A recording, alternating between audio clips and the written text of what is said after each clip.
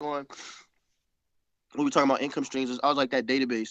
Like, I don't care if it's 5 people, if it's 1,000,000 people that are online right now. Like, I need y'all to hear this. Like, I don't know if you guys realize, me, Tyler, Mike, Bree, we just all keep bringing back, send newsletters and emails to your fans. And the reason why we keep saying all this stuff is because this is the most important thing about being an entrepreneur as an artist. Literally, if you don't, you have to have a fan base that you actually can document. I'm not talking about you're like, oh, I drop a song, I get a lot of views, but who are they? Who are they? You don't know them. You should be able to know them. You don't have to know them personally by name. That would help you. But you need to have some type of system to where you can keep them up to date with what you're doing. You need to be in a situation to where if you have a fan on SoundCloud and you know they support you, why are you not trying to figure out where email? Yeah, exactly. Where they get their email. Where they at on you can Facebook. Get directly to their inbox. I don't like directly to their inbox. So it's like, not to cut you off, you, but you know, say an artist is getting ready to launch a video. You know, you have a new song or a new music video, right? So if you have, you know, you say, okay, well, I mean, I want to send it to, you know, most artists, they get on Twitter and they start tweeting out the link, which is great. I definitely want you to do that. However, if for your followers, for the most part, you can actually have their email in a database. So that way, when you release that video, you create one email and it gets sent to everybody. So all of your followers and things like that, just grab their emails and you can reach, you know, 500 people at a time. And it really, really helps. So continue, Q. I'm sorry. No, you're 100%. Hold on. I don't know if is my mic on? Can you hear me? Yes. Yes. Okay, yeah. No, you're 100% right. Like, that's just my main thing. Like, I want people to, like, I don't know why people make it overly complicated. Like, get back to your basic hustle. You know what I mean? Like, I know a lot of you know, you artists, you know, have a good hustle to you. You know what I mean? Like, you're in the early stages of like entrepreneurship. You know, not to be all in your business, but you know, I'm sure all of y'all had jobs where either you were hand in hand selling something, or you worked somewhere where you had to sell a product. You know, even if this was in high school, middle school, you know, you were selling candy, whatever. Like, you guys need to take that mentality. Like, when you went to class, you knew. Like me, I'll take me for an example. When I used to sell CDs in high school. When I went to class, I had my CDs ready. But at the end of the day, I knew it was certain periods where if I walked in that class, I knew it was 5-10 people there ready to buy that music because I know them. You know what I mean? I knew this album just came out and I got the, sorry guys, but yeah, you know, this is when LimeWire and all that was out. You know, I had to make some coins. So when all that was going on, you know, I had them CDs and I knew what my client base was. This is the problem. You artists don't have that. And you don't understand that this is what's feeding you every month.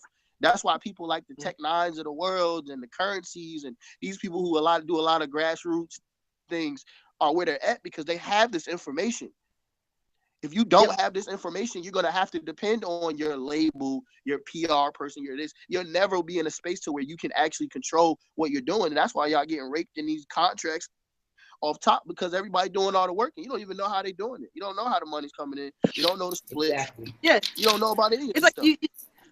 They have to start thinking, you know, think 5 and 10 people instead of thinking thousands and thousands of people. Start really thinking like that one-on-one connection. You know, exactly. When you go to a show, you set up a merch table, or you know, stick around after your performance. Talk to everybody in the audience. If they compliment you, if they say, "Yo, that was awesome," or anybody, if they like your status, or you put up if you tweet out your song and people say, "Hey, I like that."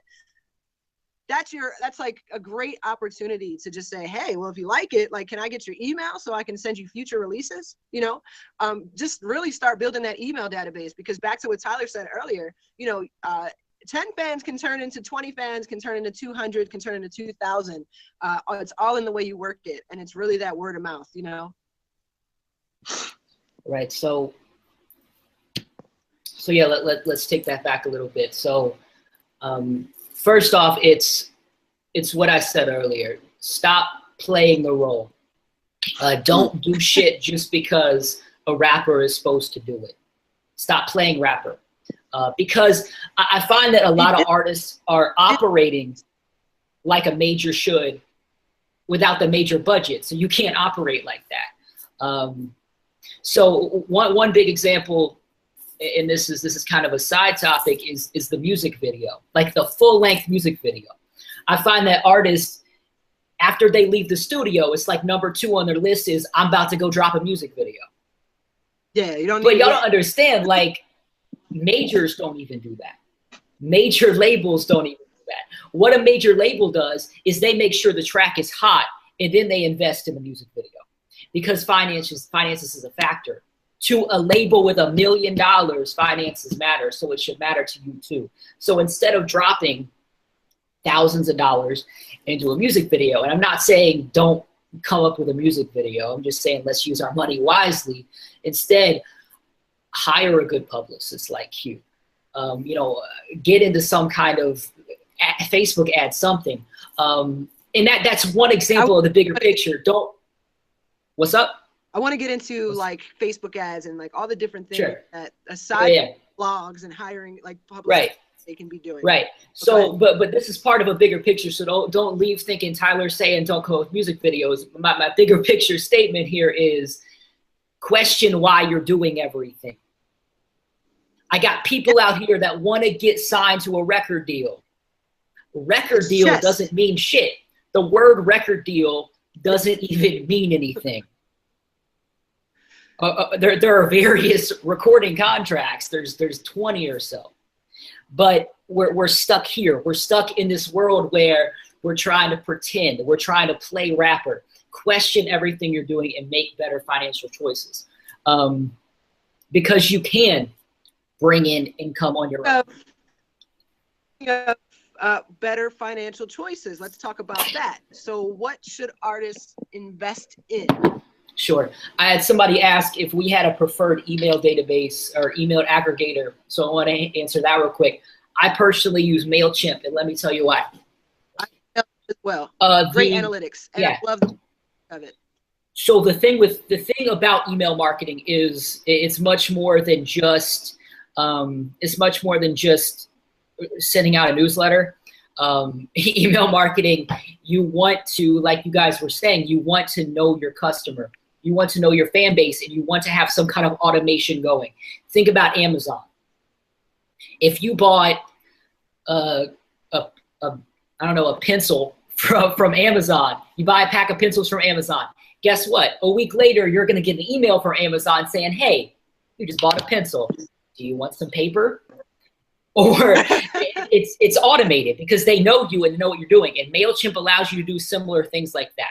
One thing I did with my client was when they signed up for a newsletter, they got a 25% off coupon code for T-shirts, for their any kind of merch, any kind of anything, 25% off. If they used it, this is what I was saying earlier, if they use it, great, you made a sale. If they didn't, 2 weeks later, they get a personalized email, it's written in a personalized way, but it's automated, saying, hey, I noticed you didn't use this 30% off coupon code. It expires in a few weeks. Here's our new merch. And they get one for about a month until they make a sale. He was making, I think, $7K a month off of T-shirt sales. He didn't have that huge of a fan base, but he had an automation system going, and MailChimp works with that. And MailChimp is something you might have to invest in. How much? Is less than $100 a year, but it's a good investment. Now, you need to know how to write a good copy. You need to know what makes an email newsletter look good. But it's that kind of mindset. They can easily contact us. Contact us or Google it. Make Google your best friend. That's another thing. Sure. Google your best friend. So, yeah, like what to invest in, little tools like that. I use LinkedIn a lot for networking with potential investors, A&R folks, and writers. I also would say invest in a good publicist, and Q can hopefully speak more on what is PR and what isn't.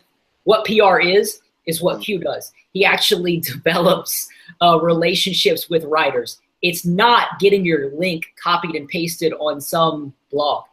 That's not PR. PR is anything that develops into a story. Exactly. Anything that develops into some kind of story, some kind of write-up. It talks about you as a person, not just a copy and paste of your bio. So finding a good publicist is also a great investment. And you do not, I mean, here's the thing. Even before we even get into finding a publicist, artists should at least know how to do their own PR to a certain extent. You know what I mean? You should know how to write a pitch. You should learn how to write your own press release. And before you even think to hire a publicist, you should definitely know. So Q, you want to take that? Yes. What is a publicist's job? Can y'all hear me? Okay. Yeah. Yep. Okay, so I want to say this. I want to say this too. First and foremost, like I'm gonna be honest. Early in my career, I thought a publicist was one thing.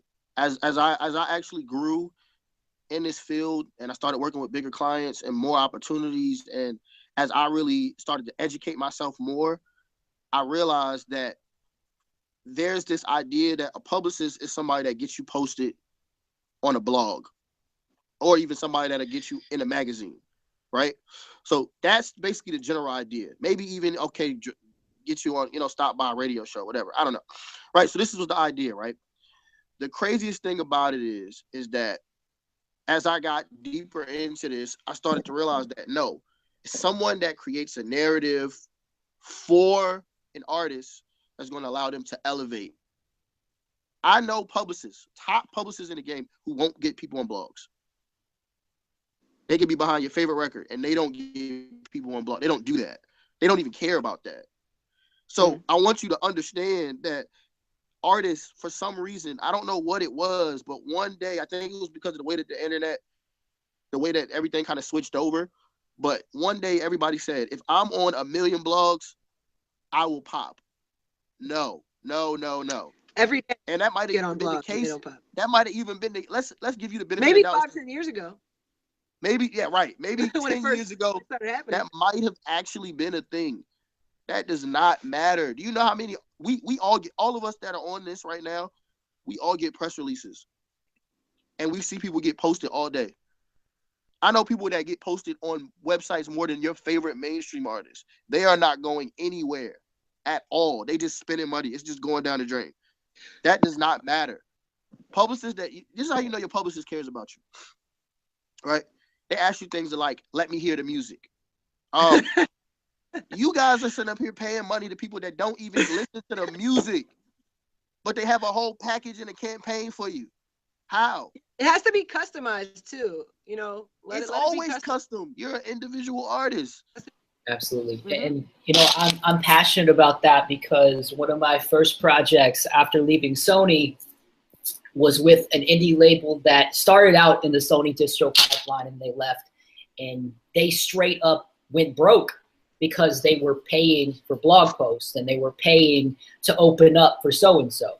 But like Q was saying, what's the outcome? And that's the thing, that goes back to what I was saying earlier. Stop doing shit because a rapper is supposed to do it. Stop doing things because you think. Question every action that you have. So yeah, I mean, me getting on this blog another post, thing is too with that, they copy and paste. You know, it doesn't. You can be on 50 blogs if all of they're doing is copying and pasting. Absolutely. It's not going to mean anything. You need quotables. It doesn't mean anything unless if they're just copying and pasting. You need them to actually do an interview, do a write-up, give you something that you can put as a quotable in your EPK, in your bio. That's cool. And that's not to be paid for. I've never paid for a single blog post. You'll pay a publicist to write your press release and to build the relationships and to get that interview on that, to take the time out to do all that. Yeah, but they're not, I guarantee you, they're not hitting up that blog, that outlet and saying, hey, how much can I pay you to get my artist on there? That's just not how. If you're more concerned about blog posts than what we're talking about right now, this ain't for you. I'm just being honest. If that's your concern, this ain't for you. And in 10 years, when you still an up and coming artist, you'll understand. But everybody that's paying attention right now, stop it. Stop waking up in the morning going, oh man, if only my album could be on Complex. First and foremost, you don't even know if your album fits for Complex. demographic. This is what I'm talking about. That's why when you have somebody like me, that's what I do with my clients. I listen to the music. I tell people all the time, like, yo, it don't even fit over there. I don't care. I just really want it over there. I had people, we put a whole thing together, and then they listen, they get peer pressured by fake rappers and other people in their lives and all this other stuff, telling them, yeah, that's cool, but if he can't get you on Complex and he don't, and I'm laughing because I'm like, bro, I can pitch. I have good enough relationships to pitch you at any place you want to be. I've had my clients on every single website that there is to be on. Period. Every single one. I have a client that's been on every website you can. Yo, I'm back. I'm back from I'm back from the dead. Okay, Mike is back on. I got the wind. It took me up, man. It's like freaking whatchamacallit, the Wizard of Oz. I'm back though. Nah, you good, Mike. You right on crazy. time. It's actually great timing because you're talking about your favorite subject, Mike. Artists worried about girls that are actually popped up. Oh, wait, what are we talking about? Blogs? Artists worrying about blog posts instead of man.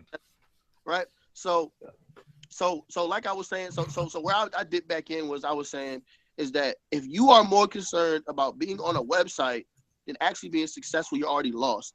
Yeah. Yo, I'm gonna give y'all the best example. I'm gonna give you the best example. You know how late blogs were to Panda? I literally have, I'm not even trying to throw nobody under the bus. There are big blogs that I emailed that song to multiple times that did not post that record. Yo, but Q, here's the 3-4 months later. Q, here's the thing. Here's the thing though, bro. Here's the thing. Blogs nowadays, man, they don't break artists, right? So back 8-9 years ago when I started Hip Hop DX, like we were actually breaking artists. Like there was artists like doing numbers and doing stuff based off of blog posts and building fans away. It's not like that no more, man. It's completely different. Like honestly, at the end of the day, I mean, like, listen, blogs are more focused. At least the people I still interact with, all the blogs out there, they do more original content. They're more focused on putting an original content out. They're trying to build their fan base and drive people. That way they're covering gossipy and more clickbaitish stuff and stuff like that. And they don't have the manpower and they don't see the investment of posting artists anymore in the artists. It's just not beneficial. So they'll jump on the wave after you. Of course, Panda broke other places. Then they're going to jump on the wave once it's already popping because that's what they do nowadays. They're not in the game of breaking at people anymore. Just how it works. To be honest, it's true. I tell artists that all the time. What's the value if you're a new artist, right? Keep in mind, like I said, if you don't build your database up, you're not promoting your own music, you're not doing what you're supposed to be doing, you're not really doing the groundwork. Why would I post a new artist? Okay, let's say, all right, I'll give you an example. So I write for Miss Info, right? I'll give you an example.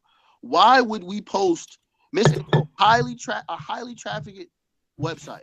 Industry standard website. Why would we post a new record from an artist? You have no plays, you have no following, nobody's talking about you, nothing is going on. If the websites make money from advertisement, right, in networks, that's why you have Complex Network, you know what I'm saying, this, that, and the third, whatever. Y'all understand. I hope if you don't ask me, I'll explain to you how this stuff works. But long story short, Spin Network, these different things. If your article isn't going to bring in traffic, that website is not going to make money. Sure. Mm-hmm. Right. If so I make money. That means, but the funny thing is the only reason why they're not making money is because you don't have fans, which means back to our point, which means they would post you for free if you had a following, which is why you need to learn how to do the foundation work. Following first. My thing I've been preaching really as a late people is, get your record hot. I'm talking about 25,000, 50,000. I'm talking about going out here, really being in the street, putting yourself on these shows, these things with notable acts, I'm talking about doing things. So by the time I'm coming in as a writer and I'm posting you and I'm trying to explain to Mikey Fresh why you deserve to be on this website, I can have some real ammo, except for this my man. He got a big future. Right. And that goes back to what I was saying of let's get away from doing shit just because everybody else does it. Blogging has been part of hip hop culture. You need to get on the blogs, and that's something that's in the past. But there's two things, and I think we've really hit blogging into the ground. But if you guys take away two things, I think it should be this. One, you're an investment. Like both what Mike and Q said, you are an investment. And that's not just to media, that's to everybody. But media will invest in you. And by investing, I mean investing in their space of writing about you. They will invest in you if, one, you can bring in page views. That's what they worry about. They want you to bring in clicks and get in that ad revenue. So that's why, you know, you're seeing more clickbaity stuff. And that's why also I tell artists, you might not be getting good PR because Kanye had a fucking nervous breakdown and they got to cover that for the next 2 weeks. It's not always your fault. But the second thing that I really wanted to kind of just drive it home is also, I think that's it. But also, yeah, like, so it's not everything. You have to have a point. So let me finish. So you can have a point. So why are you on that blog post? That was the thing, something Q also brought up, is that, you know, you have all these people on the blog post. So why are you there? What's the purpose? And if they're going to actually write a story about you and your story, about your upbringing, about your life, absolutely. But if you're just paying somebody to copy and paste your shit, it's not doing anything for you. It's not even really doing SEO, because 9 times out of 10, these freelancers that are taking the under the table money to post your shit, they're not SEO optimizing that anyway. It's also usually not social media. Bro, so everything. They intern, bro. They got into, they're in, first off, not even trying to, like, I ain't even mean to cut you off, but they don't know what SEO is. Number two, their only reason why they're even interns or writing for the site is so they can have you write more of the gossip stuff on the weekend. Absolutely. So when they're getting their opportunity to post up your stuff and they're doing whatever they're doing, they don't even know how it works. Keep in mind, you know, not everyone, but they're interns, so they don't even understand the network. They don't understand how much money is actually being made every time they post a story about Nicki Minaj's butt. They have no idea how much money that website makes. Right. So yeah, so exactly, and you know, it's all, like I said about the investment thing. When you are ready to approach media, what are you offering? Like Q said, are you offering the fan base? And that's more than just PR. When you approach a venue, what are you offering? They're trying to sell drinks. You have to position yourself from a branding standpoint to where you are a good investment. You're a good investment for an editor. You're a good investment for a booking agent or a talent buyer. You're a good investment to an investor for a label. So that's why your branding needs to be great, which should bring us to our next topic. I actually, before we even get into that, I actually wanted to touch on something. So we know that now, as far as like promoting yourself. So we touched on what you need to have a database of your fans. So it doesn't matter if it's the guy down the block, if it's your mom, if it's your cousin, if it's the person that followed you on Twitter, if they said that they liked your stuff, if they're into you, you need to collect their email address. So if you're writing, I know some artists are taking notes. If you are writing anything down, one of the main ways that you guys definitely need to start doing to promote yourself and grow your fan base in 2017 is start collecting a database of emails. Not emails that you randomly find and don't know the person. I mean, emails from people that are already in tune with you. Pay more attention. Instead of paying attention to everyone that you want to reach, pay attention to the people that you are currently reaching right now that are paying attention, and they will go from just regular followers or listeners, and they will turn into fans. You must do that. Another thing that I wanted to touch on is, so that was one point. We did newsletters. Another thing is, blogs. Yeah, you can get a blog premiere. You can do, blog promo, get on a bunch of blogs. Doesn't matter. Sometimes if it's a premiere, if it's a really dope piece of content, if they actually do a write-up on you, it can be cool. But basically what I'm trying to say is all these different things need to be going on consistently and kind of at the same time in order to take effect. So for instance, you might have a blog premiere your new video, and at the same time, that same day, you're going to send out a newsletter to all of your fans that have subscribed to you. Another thing that I wanted to get into, and that's why I'm glad Mike got back on, is something else that a lot of people overlook. Well, as far as artists, they might not overlook it, but they might not know how to utilize it properly is advertising. So especially Facebook life, boy. That's Mike all day, boy. Artists, I want to break this down really quickly and simply for you with the Facebook ad. Okay, and I definitely want Mike to touch on this more because he's like the king with that stuff. But from what I learned, say this is why target audience is really important. So say you sound like I don't know, you sound like Kendrick, okay? Well, what you can do is you can actually, when you upload your video to YouTube, you can target the people that already like Kendrick's Facebook page, and then your video will scroll down their timeline. You can target people in your city. You know, I definitely think that you should start there. So there's just beautiful things that you can do to reach a really big audience by using Facebook ads. I've seen people be most successful with Facebook ads and YouTube ads, although I have seen a lot of more Instagram ads lately. But Mike, can you touch on how artists can be utilizing Facebook ads to promote their music? Yeah, you can literally break songs doing this shit. I've done it numerous times, to the extent of booking tours overseas, to platinum producers reaching out to artists to collaborate, to licensing stuff, to just a whole bunch of different stuff. But yeah, I mean, you can literally, I mean, like, if I have your email, I can get you on Facebook. I mean, once I have your email, it's, you know, I mean, I'm going to follow you around the internet and see what you're doing. And then build custom audiences and just literally have, like, you just want to test out a shitload of stuff. So what I do is I just, you know, if I'm doing an artist and it's a video specifically, obviously you're going to try to match up. You can narrow audiences down to, you can be as specific as you want to, you can be wide, you can hit different countries. It's all really, the first thing is you got to figure out what your target audience is. So once you have that, you can run a very wide ad doing it that way. Like I said, once you have all those emails, you can build custom audiences to people that way. There's just so much stuff you can do. I could literally talk for hours and hours and hours about just online advertising and stuff that you can do. Yeah, and this is, sorry, good. No, yeah, good. You're good, man. Yeah, this is what, you know, I work with a lot of apps, I work with a lot of tech companies, and this is what you do. You build your custom audiences and you target them. And it's not just Facebook either. Twitter's actually really good too about directly targeting people's audiences. I think Twitter is just a little bit more expensive, right? Yeah, I tend to find that like a lot. I tend to find. I mean, depending on what you want to do. Here's the thing too, because you can run some very general ads on Facebook and literally pay 1/10, 2/10, 3/10 of a penny per interaction if you're hitting such a wide fan base. I mean, right. So it just all depends what you're doing technically. If you're trying to send people off of Facebook somewhere, it's a totally different story because you're going to be paying for clicks. There's like 10, 15 different types of ads you can run. So yeah, and let's also define expensive. You know, you could still make a lot. You can make a lot of headway with $25, $50. Exactly. You could still make a lot of movement. And and I touch on a lot of those tactics in my book, which you can find on my website. Shameless plug.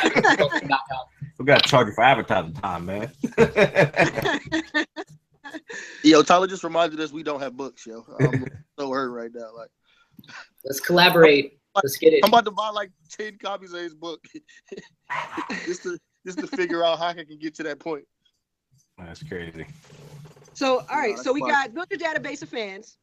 We have you can do some blog promo and things, but make sure they're quotables. Don't pay for a single blog post. And then you can do advertising, Facebook ads.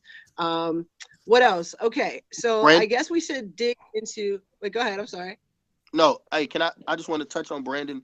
The last thing I want to say is I do a lot of rebranding. Yeah, that's what I was going to go into, branding. Because just promo matters without the branding. Right. Go ahead. Okay. Let me talk. Okay. Now I was gonna say, Brandon. Most of my clients will tell you I'm super hands-on. So when you're working with me, I make you give me your Instagram password, your Twitter, your Facebook, all of that. This goes along to what I was talking about, foundation and your database stuff. Everybody, like, if you know me and you work with me, you know that I pretty much do that a lot of the times. And the reason why I do that is because most of y'all don't even look like something that someone like ourselves would even be interested in doing when we go to your page. I had an artist. I went to his page. He dope. I didn't even know he did music. If you look at his page, you would think he's just a regular person.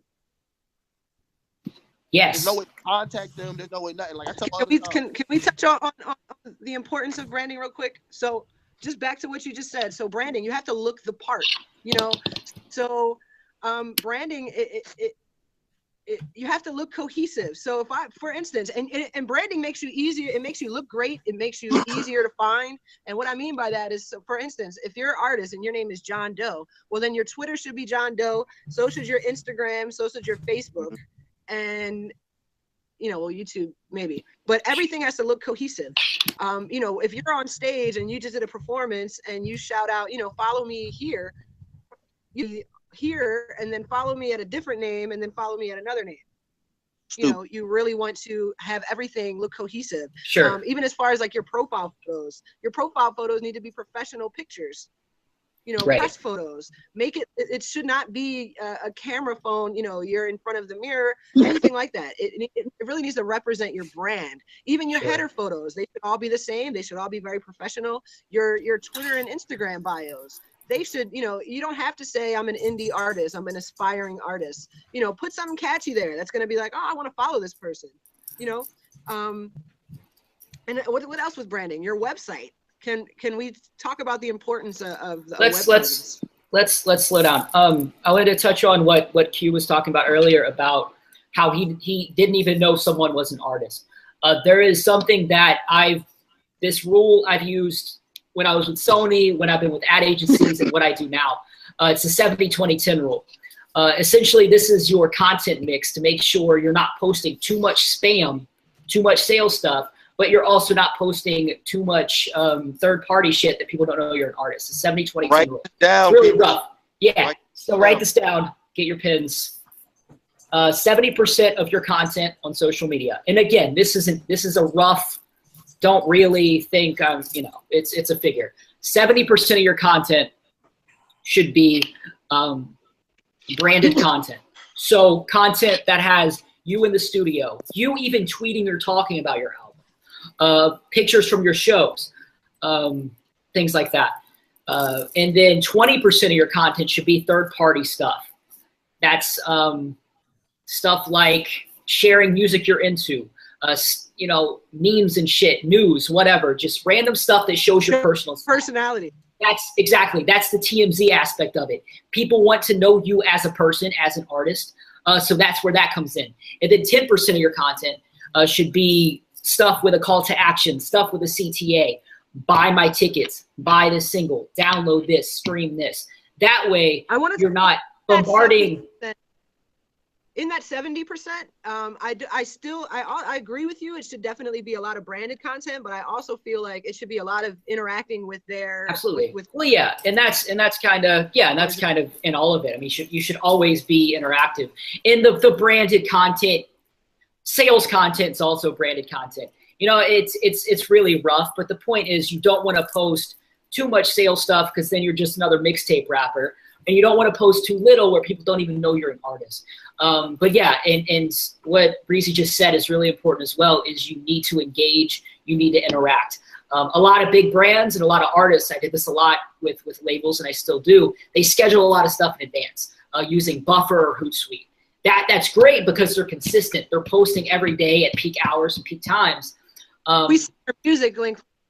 Yeah, tweet it. Exactly. To see it. Exactly. So that's smart, but you don't want to schedule too much in advance, or else you're being a robot. So, but yeah, what Q said was really on point about having a mixture of content, so people forget you're an artist. Another thing that Breezy said about your photos being the same size. I use Canva.com. Amazing. It auto sizes all your shit for you. I use that for, Fortune 500 tech companies and major labels. I still use Canva.com for photo editing. Artists that are Canva.com. Canva.com, and that'll save your life as far as graphic design. They have templates on there for if you want to make a Facebook cover, you click on Facebook cover and you put your logo up there and it automatically fits for your Facebook. So Canva, Canva, and they also have they have an iPhone app now too. So download that. You can do it from your phone. Subscribe to my newsletter. That's a graphic you guys can create with Canva. Right. It says subscribe to my newsletter and post it on your Instagram and start collecting those emails. Yeah, and another thing about branding that I was saying before a tornado hit Mike was was that branding. I think, you know, I'm really big on not saying we are, but not like talking down to artists, because I feel like a lot of these panels I've been on, it's like, you need to make money. No shit. So I feel like a lot of people know what branding is, but I think we need to frame it in a way that's practical and useful.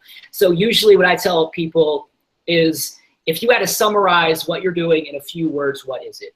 What is a thing that people think of when they see your brand? So that could be like Drake. You might think of the owl, or you might think of the 6. Little things like that. So what is Michael your... his hats and stuff, you know? Exactly. Like, so what's your thing? Like, what's your brand identity? Some brands go as far as doing a brand guideline document, a brand identity document. These are the colors I'm going to use. These are the logos I'm going to use. These are the topics I'm going to talk about. But that's going to make you stand out. That's something I also said earlier. I don't know if you guys got it or not. Is there's 2 ways to succeed that are very easy. Easy is kind of subjective, but they're really straightforward. One is being professional. There are hundreds of artists out there that are just spamming links. They have shitty photos. They have poorly produced stuff, and they are always in writers' ears, and they are dominating the digital space. So you go really, really far just by having a well-written pitch, just by doing your research, you know, putting a cool intro. Hey, Breezy. Hey, Tyler. I read your article. I follow you on Twitter. You know, I wanted to reach out. Exactly. So just going that extra 5% is going to be really far. And that's also branding. Just by having the right sized images, just by having, you know, good colors, a consistent presence, you're going to go far, and it's going to answer doors. People are going to open up to you because you're standing out already. And, you know, as someone that, and, you know, this is also something that Q touched on earlier. Lately, I've been taking on more management clients, and a management client means, and this is also important to know, a management client means I am making $0 up front from that artist. I'm not charging them anything. I'm making a percentage of their sales is what that means. So essentially, I'm investing my knowledge, my database, maybe some of my money here and there. So what makes me want to do that? And as I said, everything's an investment. So also, what's going to make a label want to do that? What's going to make everybody want to do that? So I look for, one, an established social media presence. It doesn't have to be a gigantic presence. It doesn't have to be 15,000, 20,000 followers. It could be 5,000 followers, but you're getting 30 retweets. You're getting all this crazy engagement. That's one thing I look for, labels look for, media looks for, because I can take those retweets and I can turn that into a sale. So that's one thing I look for. And 2 is consistency and how you carry yourself as an artist. So it's really important that you focus on the right things. You focus on engagement. You focus on having a clean profile. So potential managers invest in you, potential labels, but also fans take you seriously as an artist as well. Definitely. Yeah. I just wanted to interject. Well, first and foremost, I want to say, if everybody that's online and you're listening to this stuff is thousands of not 20,000, 50,000. Like, this is, I hope y'all understand, like, I know we started late, but this opportunity, like, even this, and I'm sure we'll do more, but this stuff costs a lot of money to be getting this knowledge. I hope y'all really taking this serious, to be perfectly honest with you. Like, I know some of the people that are online, but I hope y'all understand that this is big money talk that we're talking about when I say with this type of knowledge. You know what I mean? So, like, I hope y'all really taking this serious, and I hope you're thankful, you know what I mean, to Bree and Mike and Tyler and myself for even taking our time out to do this. You know what I mean? Really care. We don't have we to care. You know what I'm saying? On the branding thing, real quick, I wanted to say uniformity. Kind of what Bree kind of touched on it, like, yo, have the same name. Why is it that when I go to your Facebook page, I didn't know that was you, that you're the same person I just left their Twitter page? You're the same person I just left their Instagram page. Like I said, all my clients, well, not all of them, but most of my clients, when I take over your social media, you can successfully go through different social media platforms, and you know that you feel like you didn't leave the same place. You know what I mean? And they should all be linked. Like, I go on SoundCloud sometimes, and exactly. go to SoundCloud and I won't see their other social media links. I should be able to go from SoundCloud to your Twitter, to your website. That's why I feel it's very important to have some sort of web presence, to have a website, because people can go to one place to see everything. So everything can be there. I almost forgot too. Artists, when you don't have a song to promote or push at the time, you're like have downtime. You need to be, if you need to swap, you need to be swapping out your music links with your Facebook, Twitter, Instagram, anywhere you're low on. You need to be doing that. I'm tired of seeing artists. I've known you for 6 months. You had no Instagram followers, a big Twitter following, and 6 months later, you still have the same thing. You are not doing your job. You're not doing your job. There's no growth on a platform. That means you're not even giving. I had one of my clients literally tell me, well, I don't use Facebook and I don't use Instagram. I said, well, that's why you don't have a fan base. You already lost. Yeah, because certain people use Facebook, certain people use Instagram. It's like, fans have their own personal platform. That's why you need to be on there and you need to figure out how to make it work. Of course, you have your key platform. I know some artists, they drop music. Guess what? Their biggest place to drop music is YouTube. But guess what? If it's a song, you still may need to have an Apple Music link, Spotify, SoundCloud, whatever. Redirect. The key is, if you have a big following, redirect. If there are people who are already there, if there are people who are already there and follow you, redirect. These are for all my hood cats. This is a special PSA to you, right? I know you on my mixtapes. I know you on Spinnerella. I know you on all these dope stuff. This stuff is dope. Redirect people to places where the labels are looking. SoundCloud, Spotify, Apple Music. Redirect. They're not going to my mixtapes to go sign you, bro. Redirect.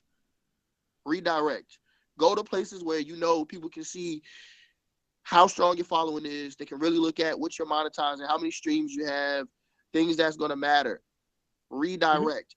If I don't care how you got people popping. If you still popping on MySpace, redirect people to get you on Facebook, Twitter, Instagram, Snapchat, whatever. Get in them AOL chat rooms, man. ASL, man. You get it cracking, man. AOL chat rooms, man.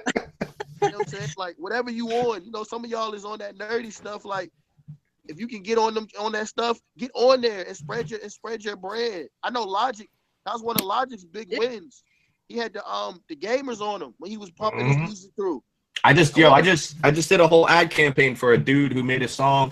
He rapped a whole song, and every single verse and other word was a fucking video game that he had going on the screen behind him in the back. And he literally made a song that had a whole substance to it. It wasn't just him rapping words.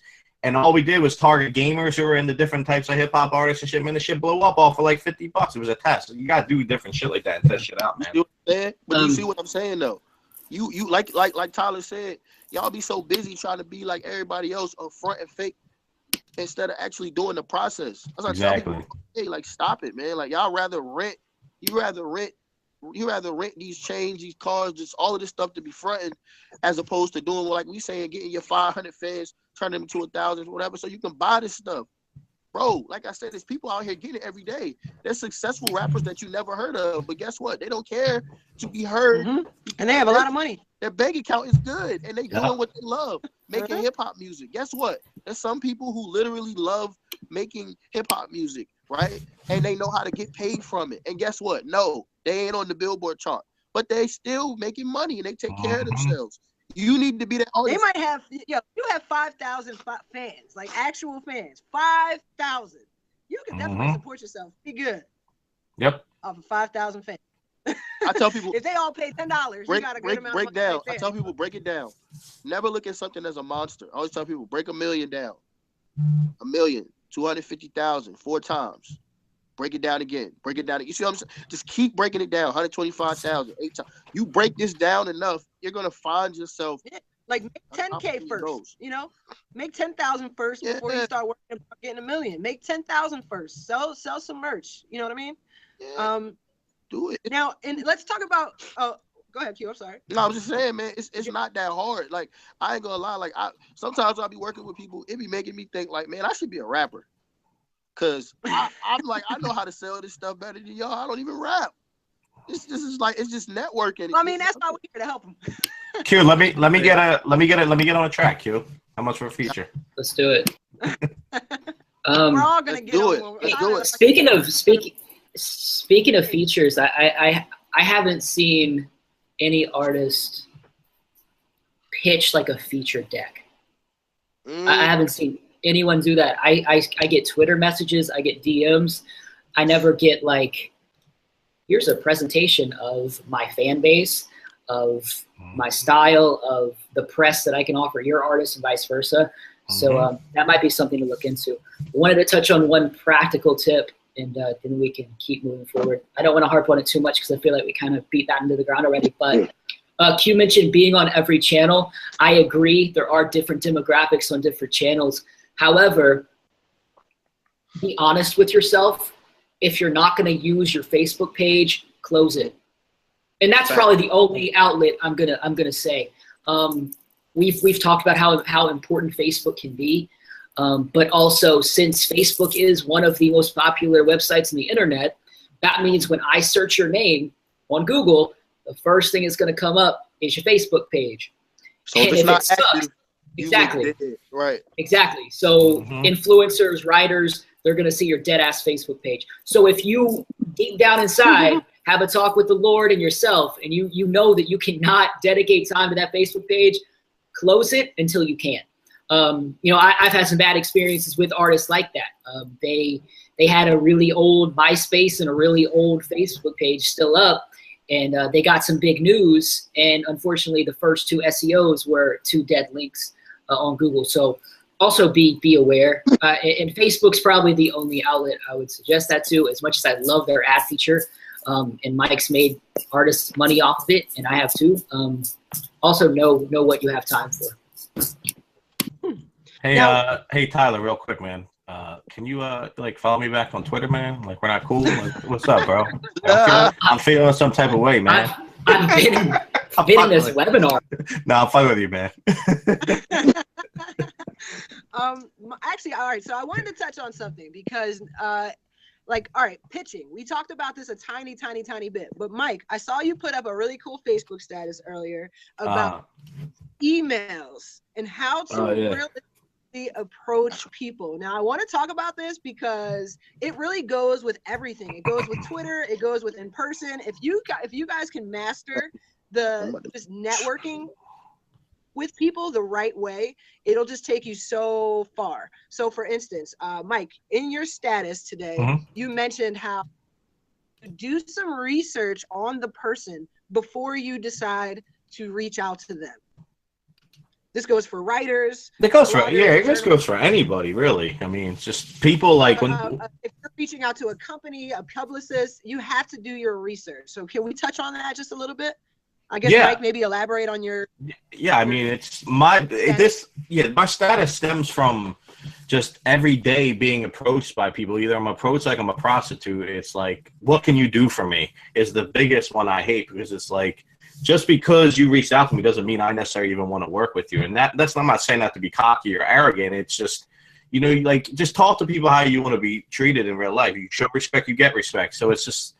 That was that's what kind of just sparked me writing that message today, was just people always are reaching out, and either they'll say, hey, check out this song, and that's it. Like, and they'll have a little bit more information about links and this, that, and the other, but they don't really actually have any type of like call to action for me. Like, are you emailing me because you want to hire me? Or are you emailing me because you want me to review your music? And if I review your music, what are you gaining from that? It's just, you're just generally interested in my opinion. If it is, then say that and break down the email that's what you're looking for. So I just get too many vague emails about stuff that I have no idea what it is and what they're asking me to do with it. And then I get the people who are just like, yo, what can you do for me, dog? I need marketing. Like, yo, like, if you knew what I did, you would know what I could do for you. But you don't know that. I know you didn't even look to see who I am. Oh, you saw a blue check mark, or you saw this. Like, oh, I heard he must be somebody. Let me just hit him up to see what he can do for me. Like, nah, it doesn't work that way. It's borderline disrespectful on some real shit. But And another thing is, like, even with the emails, like when approaching people, like artists will DM me and they'll say, hey, you know, Breezy, can I send this to your email? And I'll be like, okay, cool, send me your video. But when I look at the email, you know, the person, all right, just because you talk to them on Twitter or in a message or whatever at that second, it doesn't mean that they're going to be able to check out your video in your email right that second. So like a lot of the times they'll be like, okay, I'll email you, just emailed you right now. And it'll take 2 seconds. And then I'll open up the email like a couple days later and it'll just be a YouTube link. No intro, no socials, no anything, like literally just a YouTube link.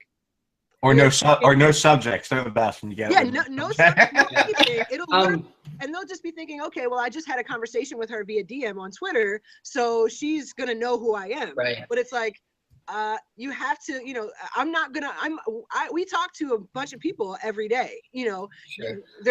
I get 50 to 100 submissions a day, you know. So if we were, it doesn't matter if we were talking in a DM on Twitter, if I can't check your email right then and there, you definitely have to say something other than just putting a link there. Now, Tyler, you look like you were busting to say something. Do you have? I don't know. Maybe. No, I'm all about practical.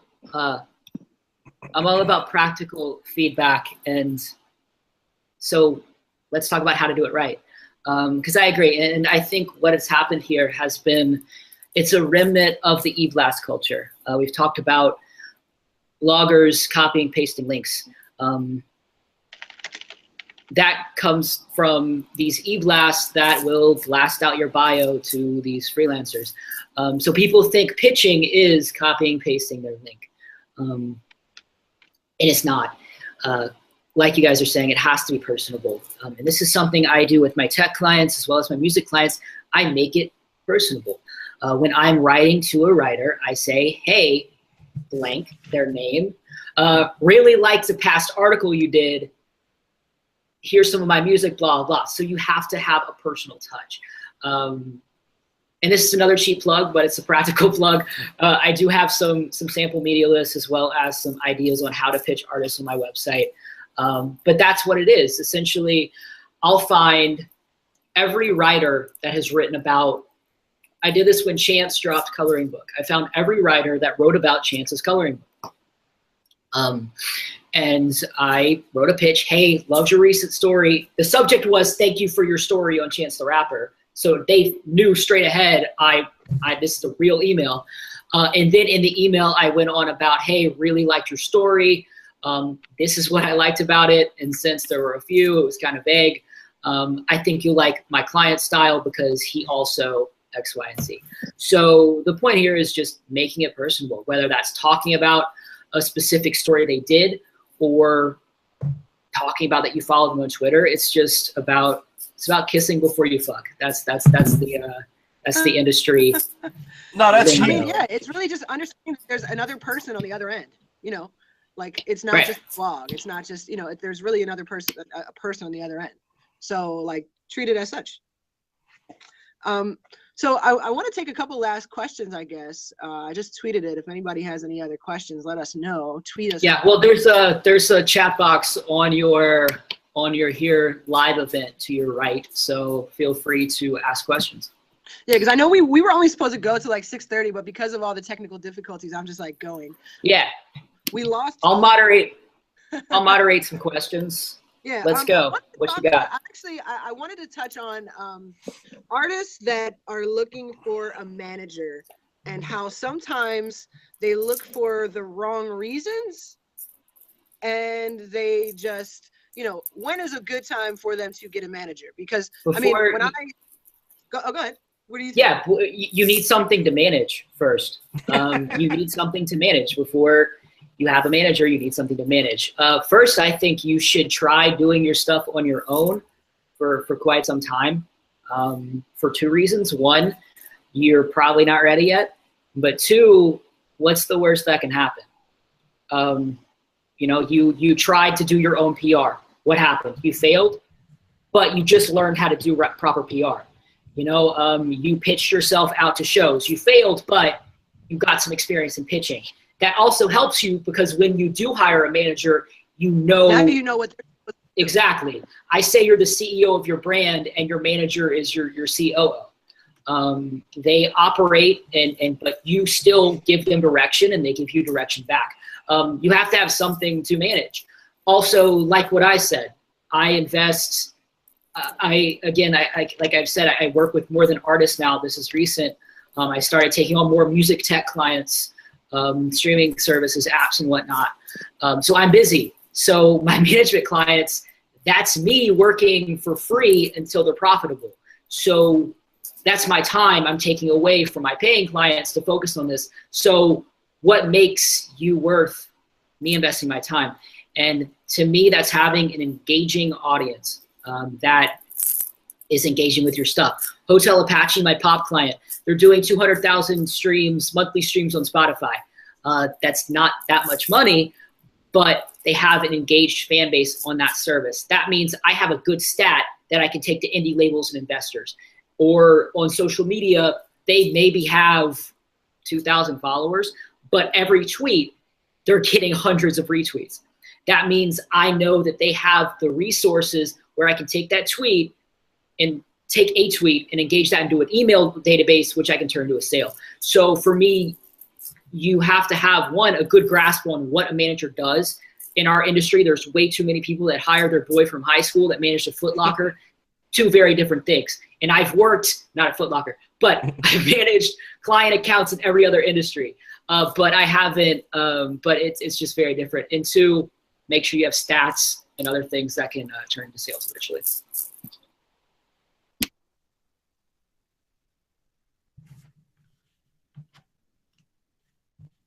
I can't, y'all are muted. I'm done talking. Can we take questions now? I think we have some questions. Yeah, you were muted. Let's do the questions now. I think we had some come through. Actually, we had a few come through. Some of them we touched. Wait, someone said. Well, I have them here in the live chat. If you want me to read them off. Okay, cool. Yeah, let's do it. So El Capitu, how do you go from being a friend to being a manager? Mike, do you want to tackle that one? How do you go from being a friend to a manager? A friend of the artist? Yeah, I probably wouldn't do it. Like, I'm not really, I don't know, man. I don't think I'd ever manage any of my friends. I'm trying to understand the question. Yeah. Do they want to go, so they want to go from, like, are they trying to, do they want to know how to approach that person? Okay, I think they are a friend of an artist and they want to become the manager of that artist. How do they make that transition? Do they know about the artist?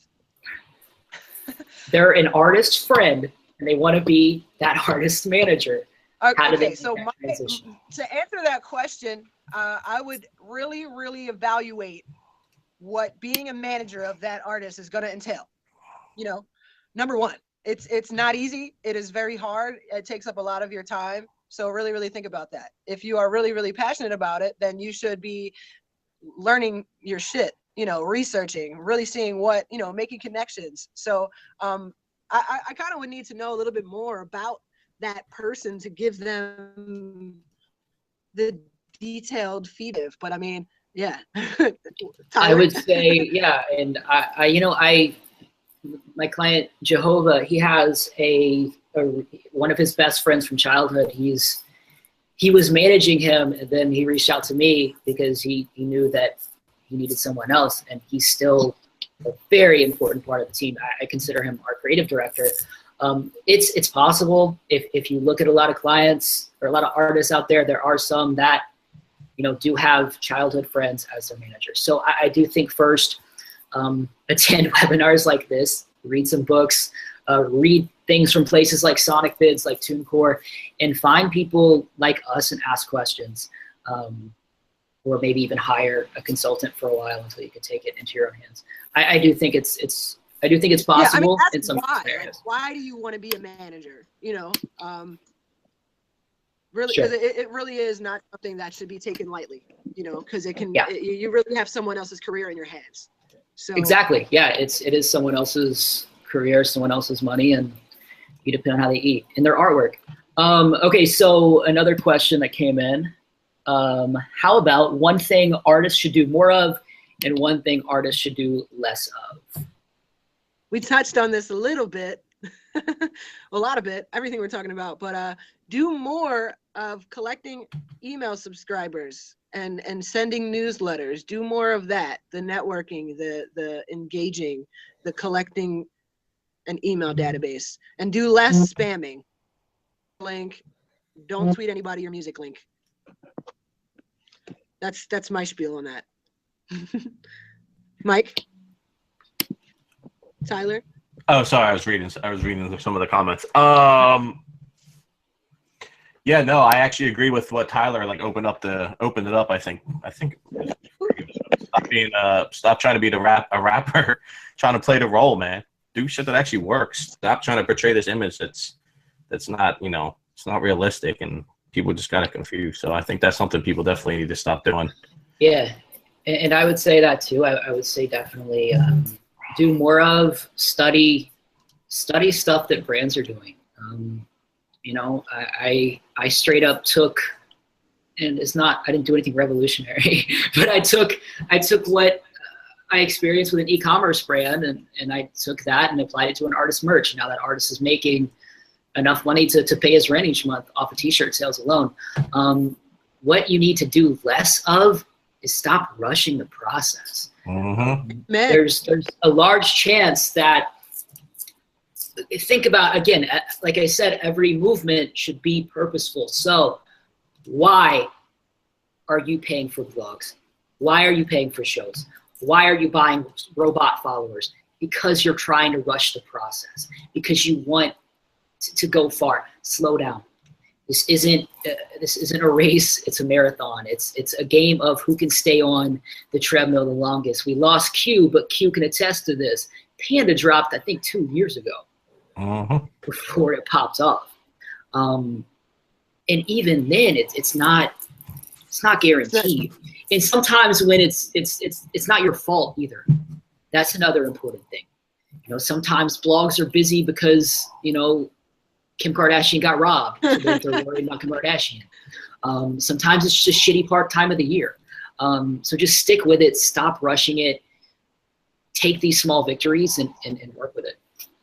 Yeah, appreciate the smaller victories. If you have 300 followers and next month you have 400, appreciate that. If you released a video last month and it got 1,000 views, and then your new one got 2,000 views, appreciate that. That is an improvement. Then maybe next month you'll get even more. I say you definitely have to set goals. Yeah. Current stats off and set goals. Absolutely. Realistic ones, measurable ones. Don't say, well, I want to. What is your current numbers right now? What are your current numbers, and what do you want to bring them to? Have something to look forward to that you can actually measure. Yeah. So there's this next question, and I'm going to give a big cop-out answer. So if you guys can touch on it, feel free. Tell us how to use things like BMI Live, Sound Exchange, and BDS to gain more royalties for radio or performance play. What's being talked about there is your mechanical and I forgot the other licenses that make sure you're making money. Anytime your music is played, it's a performance, whether it's played on TV, whether it's played in person, it's a performance, and your performing rights organization, we just lost Mike, should pay you. How do you get that set up? Their websites are very, very thorough. I could tell I wouldn't you, even know how to answer the question. I could get into it, but I'm serious. Their websites are really thorough, and also if you signed up, you're going to be assigned an account manager for some of those websites. Ask them questions. Make sure you're set up properly. I also don't want to give any bad advice because I know they change. Sound Exchange also just started, or the other PROs started doing more digital to match with Sound Exchange. So there's a lot of things that change often. So do your research on their websites. They're usually really informative. It's just us now. I know. I don't know. I mean, we're like 45 minutes. We're kind of wrapping up right now.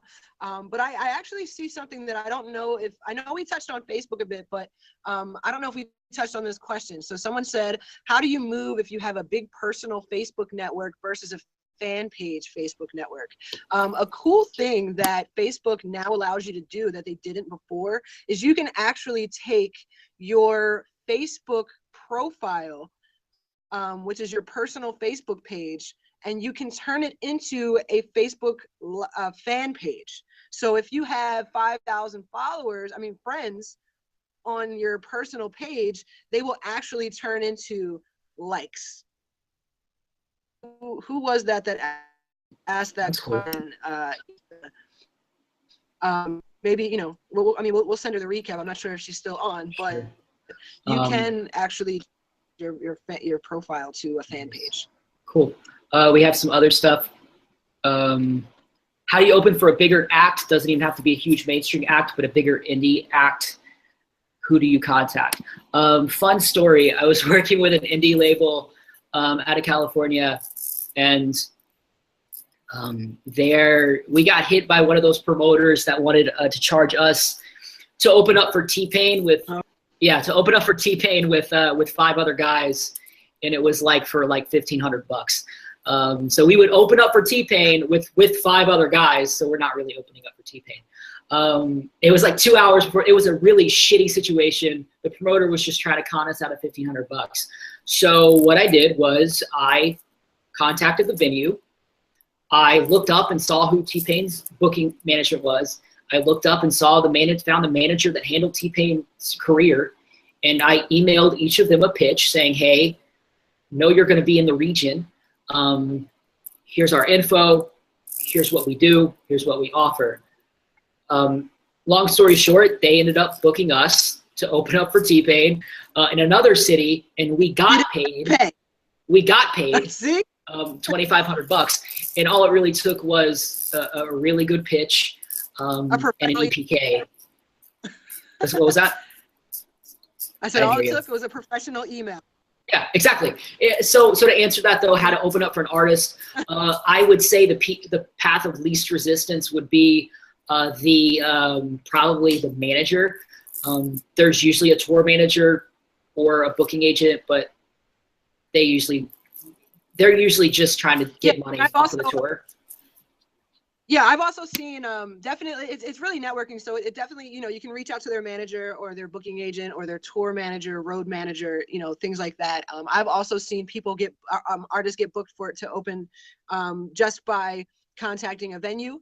I've also seen, like, you definitely get to know, like, you know, in Philly we have like Belly and we have Rec Philly. So people that throw events, the person that's actually booking the event sometimes can most of the time they can actually get you to open up for them too. But back to saying, you definitely have to watch out with that you're not paying to, well, you don't want to pay to open up for anybody, but you just want to watch out that you're not you know, opening up for someone that is you know, you have 5 other opening acts and stuff. Sure. Yeah, opening and paying for gigs is a whole other webinar in itself. But the thing is, what's your ROI? You know, what's your return on investment? If you're paying $500 to open up for an artist, how are you going to make that money back and make a profit? Are you even going to sell that much merch? Well, first and foremost, you don't even need to be supporting that culture. But any financial decision you make, there should be some kind of potential for income. Next question that was a really good one. How important do you think events such as South by Southwest, A3C events are to an artist? I think they're important if you do them correctly. There's a lot of performing during A3C and South by Southwest, and that means you're paying to perform, usually with a whole bunch of other people. It's usually a shady performance. It's the venue trying to make money off of you. Usually it's not an official South by Southwest or A3C event. An official event for those, you usually have to apply online. Also, an official event for those, you usually have a writer there, whether that's A3C's writer or whether that's a media partner like a Complex or a XXL or whoever that's actually at the event. So they're good. Can I touch on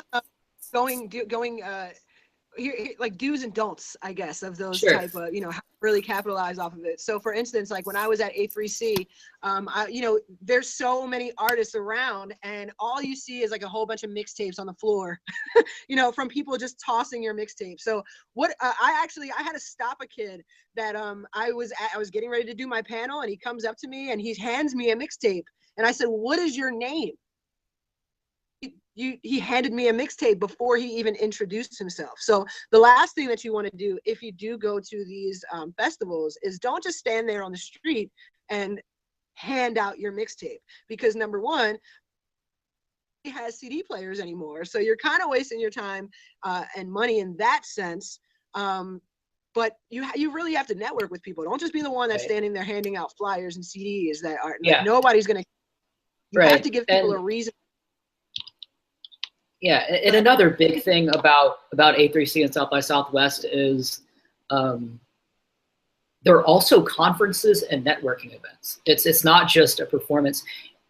Performing is great, get an official performance. And by the way, not like CD Baby and TuneCore and a bunch of other people did unofficial showcases too. They didn't charge, they were still good. But the point is that instead of waiting for someone to waltz into your show, go to the networking event. Even if you're not performing, go. Yep.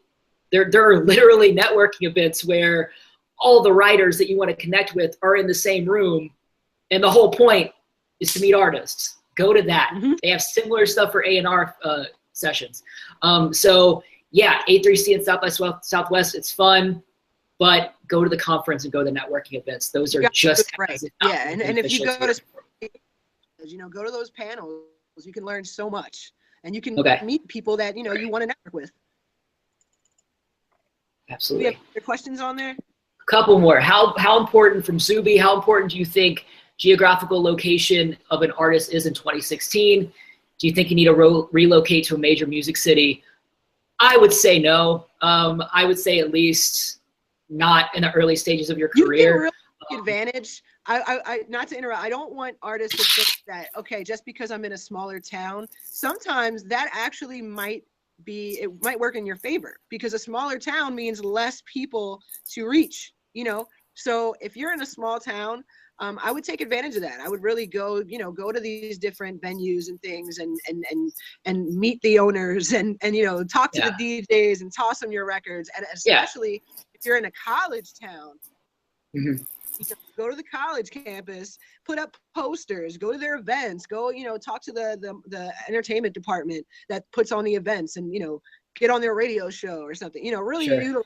You don't have to go to New York or LA to be an artist. You really don't have to. Right. And sure, it's going to be tricky for the live aspect, the local aspect. That's going to be hard. I know the town I grew up in, there were no venues at all. So I get it. But the digital aspect, Hotel Apache, my client, they're from Fresno, California. It's not a small city, but it's not a huge one. They're making a really good money. Jehovah's from somewhere in South Carolina, and he's doing bank on merch. So it's not really that important to me. Live, I can see it being an issue, but if you can't do live, try and get your digital sales up. Let's see. Nice. Thanks, guys. I'm sorry I didn't answer your question, Redhead.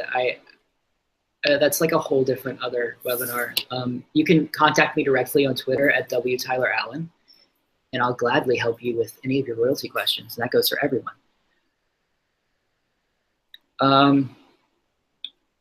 How much does sales experience factor into being an indie artist? Do you need to be a salesperson yourself, or you need to hire a salesperson? I would say I wouldn't get caught up on the image and concept of salesperson, because it's not sales. It's really, you have to be careful. Conversation. It's really marketing. Yeah, it's having a conversation. You don't even have to always talk about your music. Right, and also something that I see a lot of artists get caught up in is save the flowery poetic language to the writers. If you're pitching a writer, you don't need to talk about how you are the next esteemed literary great who is blessing hip hop with your complex rhymes. Like all of that poetry, I don't care about. Labels don't care about. Writers don't care about. They care about numbers. I'd rather know about your stream count. I'd rather know about the facts. So yeah, having a sales background can help for sure. And it can help. And if you don't feel comfortable doing that, hire a PR person, hire a consultant when you're ready. I think that's pretty much all of the questions I'm seeing. So what I'm probably going to do, guys, is I have like a bunch of notes from today's webinar. We can give you a recap. However, since we had technical difficulties, it might be 2, or we might just have to edit the video. We can't just like post it right now, I guess. So we'll do our best, with a recap. But what I can do is I'm going to put up my notes with like some key points and some key takeaways from today's webinar as well. So you can expect that pretty soon. Yeah. So if you go, let's just talk about, let's wrap it up real quick. So going into 2017, artists, here's what I really just want you to know. I want you to put your business cap on. I want you to make sure that you're looking to invest in things like a newsletter. And I mean, and actually a newsletter is free. Here's what I'm going to do. When I do the post with the notes from the webinar, I'm going to actually give you all of our resources that we talked about. So MailChimp for your newsletter, I want you guys to start utilizing that. I want you guys to start, instead of, spamming people, write a professional press release. Go to, Tyler's website and download a friggin' template. I'm actually launching musicbusinesshowto.com pretty soon along with Tyler. So we will have, templates and tons of stuff on there. But back to, going into 2017, have your database of your fans. Get, brand yourself. Make sure that you have that web presence. Create a website, contact one of us if you need to. Make sure that your graphic design is awesome. Your album covers are great. Make sure that you're registered with ASCAP or BMI. Here, what else are we? Did we recap? Don't chase blogs. Are we going into 2017? Just to do a recap, Tyler. What am I missing? Yeah, sure. I think that's good. Let's see, 2017 for me. Show me. That's it. Show me. Don't tell me, show me. I'm proud of you. I am with you. You have a great track, but show me. Show me your wins. Show me your results. And at the end of the day, you have been given a talent. And when you were given that talent, the purpose of that talent wasn't the views. It wasn't the Twitter count.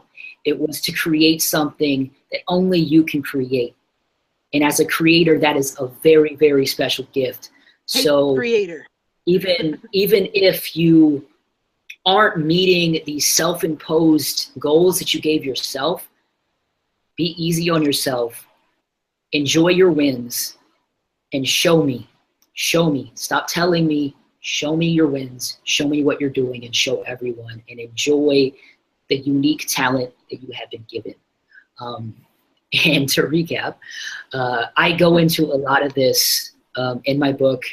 You can find it at wtylerconsulting.com, or you can go directly to popup.wtylerconsulting.com.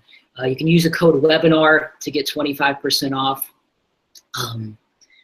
But yeah, and it really goes into everything I talked about, everything about how to get the mechanics up and how to get the income streams going. But beyond that, have fun with your art.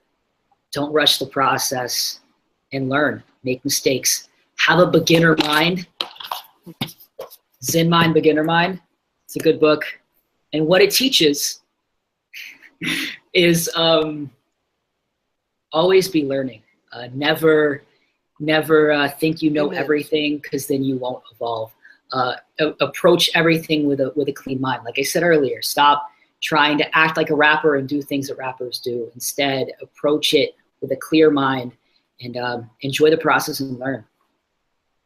And don't be afraid to ask us. We are very approachable. Contact us, Twitter, email, go to our websites. We are more than willing to help you. That's why we're doing these webinars, you know, and we will do another one.